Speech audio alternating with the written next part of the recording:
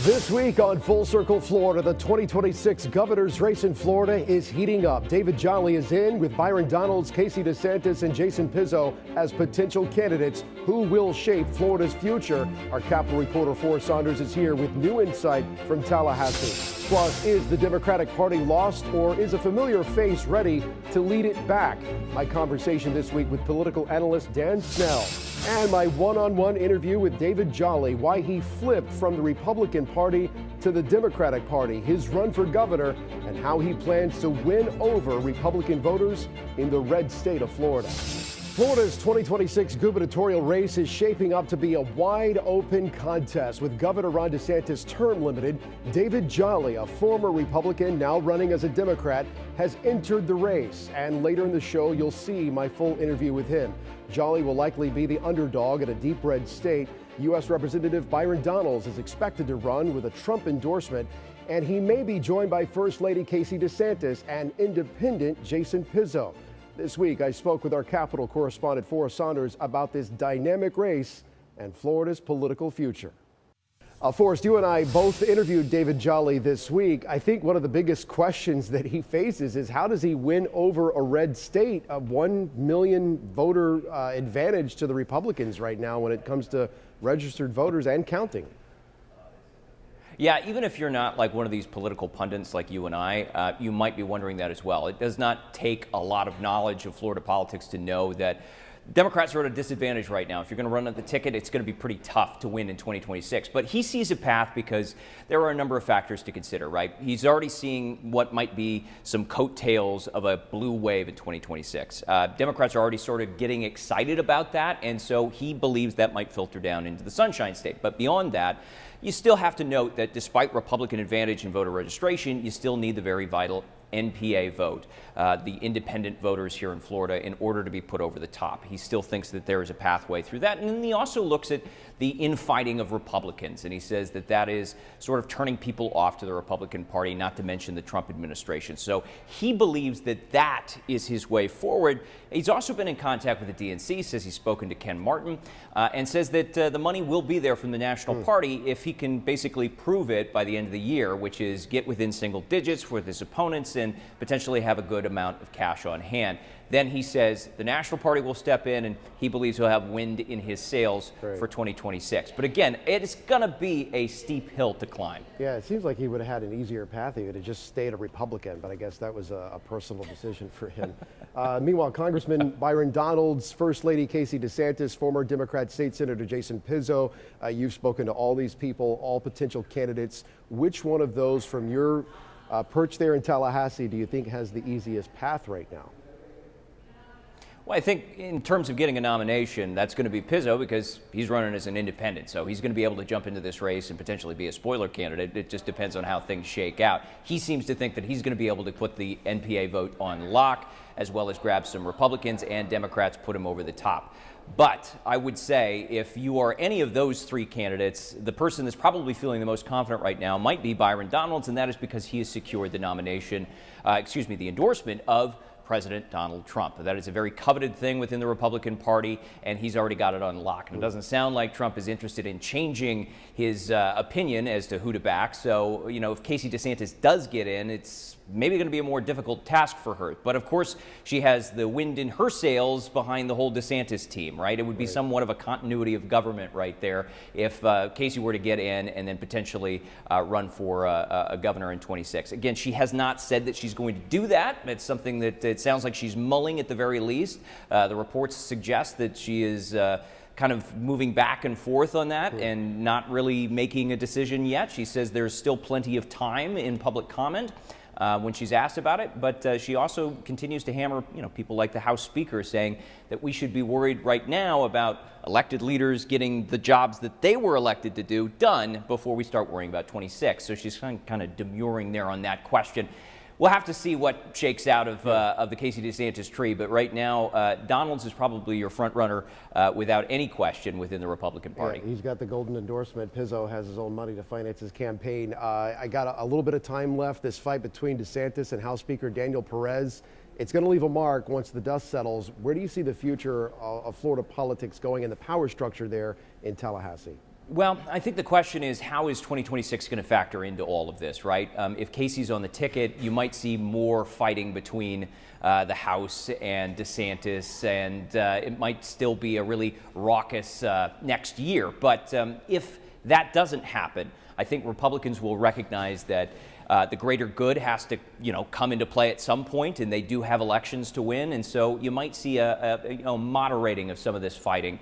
But Republicans definitely in a different position than we've seen as DeSantis ends his second term as governor, and that is because he is, what we call in politics a lame duck, and he will not have that extension into the next 4 years and that political sway because he's going to be, out of a job and moving on to something else.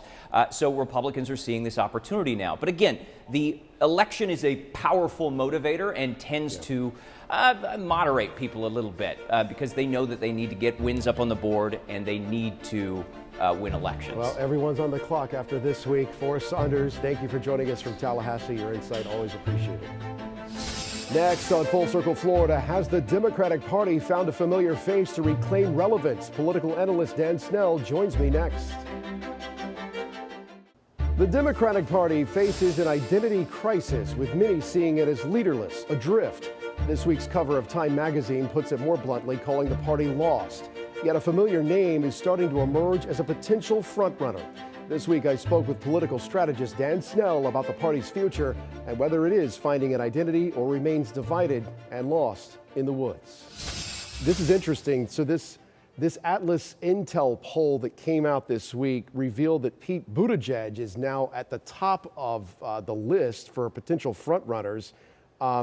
Is Pete Buttigieg moderate enough to attract independent voters, which he'll no doubt need depending on how far he goes down the road? Yeah, Pete zoomed up that list and overtook Kamala Harris, and I think that he had some unique qualities, especially in his communication style, and he's somewhat of a folksy Midwestern style. He's enough of a centrist that he's going to attract some Republicans and moderates. The challenge he's going to have is obviously the far left progressives that are going to say, is he with us? And I believe that his personal style and his life story, former military background and, hardworking, that he's able to rise to the occasion, but a lot of time left. Anything can happen between now and 2028. No doubt. And I always thought of Buttigieg as more progressive, but I know he's been sort of leading this charge, this sort of reset of the Democratic Party identity in sort of kind of counteracting some of the perceptions that are out there about the party and when it comes to, the woke stuff and all of that. But meanwhile, there has been a lot of Democratic infighting since the election. Should the party go left or move to the middle? What do you think about that? Well, it's a great quote. If we don't learn from our history, we're destined to repeat it. And I think the Democratic Party should learn this last time that too much of a swing to the left and the progressive stances and policies caused Americans to say, hey, that's just too much. So they've got to move more towards the center. You look at President Bill Clinton and Obama. That's what they did in their terms, and they got elected. And you're still going to have the policies and principles of the Democratic Party. I don't think they'll lose that. I don't think Pete Buttigieg would take that away, but he would be more of a Midwestern, try to do common sense and look for the good in all situations instead of attacking people. Well, I know there's so much time left on the clock, but bottom line, and this is where I think a lot of people that have been frustrated with the Democratic Party thought that they went astray of, is just not having that sort of killer instinct to win. So bottom line, what does the party need to do to win in the near future? I think they need to put together a strategy that they know what their policies are going to be, to stick together. Historically, Democrats do stick together. They need to have a communication style that is opposite of what the Republican Party has kind of taken on in the last few years of attack, and kind of be more of as I said, Bill Clinton or Obama. They were successful with those styles. I think they could emulate that and return to success that way, should that be their day. A lot of time left. Anything can happen. Yeah, absolutely. Messaging always matters. Dan Snell, thank you for your insight. Appreciate it, sir. Great to be with you, Paul. Up next on Full Circle Florida, my conversation with David Jolly, why he's running for governor and how he plans to win over GOP voters. In a revealing one-on-one interview this week, I sat down with David Jolly, the former Republican congressman who is now running for Florida governor as a Democrat in 2026. We discussed his remarkable political evolution, what drove him to switch parties, and why he has chosen to enter this wide-open race to lead the Sunshine State. Jolly also shared his strategy for winning over Republican voters, a critical challenge if he hopes to secure victory in a deeply red state. Florida is on the right track. What is David Jolly's positions going to be? Well, let's talk about the political evolution and the journey that you've been on. You transitioned from a Republican congressman to an independent, now registered Democrat. Yeah. I'm curious, what were the key moments that led you to that choice? Yeah, look, I think that's a strength of our candidacy, right? Critics are quick to say, oh, he used to be a Republican. That's right, I did. I used to be a Republican. I spent 6 years as an independent. I'm now a Democrat. What I would suggest is, one, my values really haven't changed, right? That required some introspection. I think I've always fought for an economy for all people, for a government that actually works, for our seniors, our veterans, for quality public education, but fundamentally a government that lifts everybody up, that protects everybody's rights, that restores dignity regardless of where you were born, the color of your skin, who you love, who you worship. You know, I was doing that as a Republican, right? It got me in trouble. I mean, I was a Republican for marriage equality, climate science, gun control, campaign finance reform. And then what I loved about the independent space was the ability to be untethered from kind of major party requirements. Then and today, and as long as I've been around, I think I was for lower corporate taxes, but more gun violence prevention. Maybe that's right, maybe that's left, maybe that's middle. It doesn't really matter to me if it protects kids and if it allows for economic growth. But I think the fundamental democratic values are what I see, which are an economy for all people, a government that works, and a government that respects people's dignity. And so for me, it's been a natural journey to this space. But I will also say where I have changed in my positions over 10 years, that evolution is also a strength. Too many politicians will either not admit they changed or try to hide it as though it's a bad thing. It's a good thing. Most people's politics have changed. I would say to my Republican friends, you've changed a lot. You're no longer about the party of fiscal discipline or lower debt or lower deficits. You now think it's okay to be in people's classrooms and in their doctor's offices and in their bedrooms. Those weren't Republican values when I was a Republican.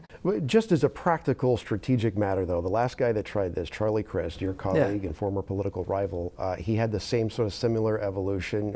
He was a Republican, independent, Democrat, and it didn't work out too well. How would you approach it differently? Two things. I'm not sure Charlie was honest with voters about it. You know, Charlie would say he never changed. Charlie would say, I didn't leave the party left me. That's not my story. David Jolly left the party, David Jolly's changed. I ask a different question of voters. Is it okay to change your mind in politics? I think so. But let's also be realistic. Cycles matter. And in this cycle in 2026, we are in the midst of a generational change environment. We're seeing it nationally. We're seeing in the congressional special elections in Florida, Democrats are overperforming by 15 or 16 points. But very importantly, we're also in the midst of an affordability crisis in the state of Florida. An affordability crisis that is impacting every Floridian, regardless of the community you live in, your socioeconomic status, regardless of your voter registration. The affordability crisis is hitting Republicans as hard as it's hitting independents and Democrats. And I think you can look at Republicans in Tallahassee and say, did you contribute to this? Because I think you did. And are you fixing it? Because I don't think you are. Florida has shifted significantly to the right, as you know, with a 1 million plus voter registration advantage for Republicans. How do you plan to appeal to Republican voters whom you would definitely have to win over in order to win the governor's race in 2026? You know what I love about being a Democrat? We get to accept math. That math is very daunting. I think, though, this is a change environment where people say, you know what? If I see a coalition that's willing to fight for a state catastrophic fund for property insurance, for true property tax reform, not just a property tax cut reform, that's willing to invest in public education, that's willing to fight crime but not fight communities, fight crime, not communities. If I see that coalition in a governor's race, maybe that's a coalition I want to be a part of. Look, we have to invest in voter registration as Democrats. We have to go places where Democrats haven't gone. I have to sit with the faith community and explain why I think our values best align with the teachings of faith. Any faith, the basics: love, kindness, charity, respect, dignity. We have to go to gun owners and say, we don't think gun owners are the problem, but if we strengthen our laws, we're going to protect your kids just like we're going to protect ours. We have to go to the ag community and say tight labor markets are because of DeSantis' immigration policy.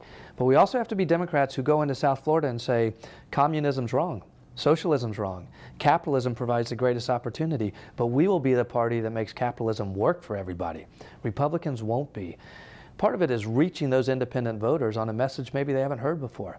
As an independent, I used to beg the major parties. When I was organizing, you and I talked about this, when I was organizing the independent movement, James Carville said, you're just taking votes from Democrats. And I said, James, independents are available to you too. We need to be a party that invites in independents and Republicans and say, be a part of this coalition. Even if you got over the voter math hump, you would have to work with a Republican-dominated legislature. Presumably, it would still be that way if you got in. If elected governor, how would you plan to work with the Republican lawmakers to advance your agenda on issues like affordability? Yeah, it's a great question. My wife and I had to ask ourselves two hard questions. Can we win? I know we can. And then what happens if you get there, right? You have a Republican town, a Republican legislature. Here's the realization, though. It just requires you to briefly look around the corner. If voters demand change in 26, if voters elect a Democrat, not if David Jolly gets elected, if voters demand change, then the issue is not between a Democratic governor and a Republican legislator. It's between a Republican legislature and the voters. Because then we get to say, hey, Republicans, you tell voters who just demanded change, one of the biggest national political stories we've seen in a while. Republicans, you tell voters why you're against excellence in public education, why you're against the state cap fund, against property tax reform. You defend your position because voters have just told you where they want to go. You don't think the D by your name is a hindrance in terms of being accepted in this state by voters and lawmakers whom you'd have to work with? It certainly can be. I mean, let's be honest about it. It can be. I have to break through that. I have to prove to voters and communities across the state that this is a coalition willing to change. Now, two silver linings to that. Maybe I've done a dozen town halls, maybe a little bit more. We're going into red counties, and Republicans are turning out. We did a town hall in Pinellas, and I would bet that 30% of the room were Republicans. We have to win independents in a way that Democrats haven't won in the past. We have to go into red communities. Ultimately, though, here's the biggest opportunity for us. Governorship races are different. Voters behave a lot more rationally in governor races. It's almost like a big city mayor's race. It's not a presidential race. It's not a U.S. Senate race. It's how a Democrat, Andy Beshear, won in deep red Kentucky. How Steve Bullock, a Democrat, won in deep red Montana. That happens in governor's races. That's what's going to happen here in 26. This is the opportunity. Where do you see the Democratic Party having to align itself politically? You know, do you stray away from the so-called woke politics, the ideological identity politics, and just focus on problem solving? You know what? I've been all around the state. Democratic town halls, Republicans, independents. Nobody's asking about that. It's not a criticism for you whatsoever. No. It is a forecast of what's going to happen in this race. You don't think that's what turned off people, though, in the presidential election leading up to it? I think what happened is Republicans set the agenda and Democrats fought on the Republican playing field. And Democrats perhaps were not meeting voters where they were at. Our job is to unify a coalition. The singular issue in every conversation around the state, every town hall, every time, is the affordability crisis. Republicans gave you the affordability crisis. We want to provide relief. That's it. David Jolly, thank you for your time. Good to be with you. Appreciate it. You bet. Full Circle Florida continues after this. Thanks for watching us here on Full Circle Florida. We hope you'll join us again here next week. And make sure to add our free 24/7 streaming news channel, ABC Action News Plus. There you'll find all the in-depth reports on the stories that matter to you. Have a great week, everyone.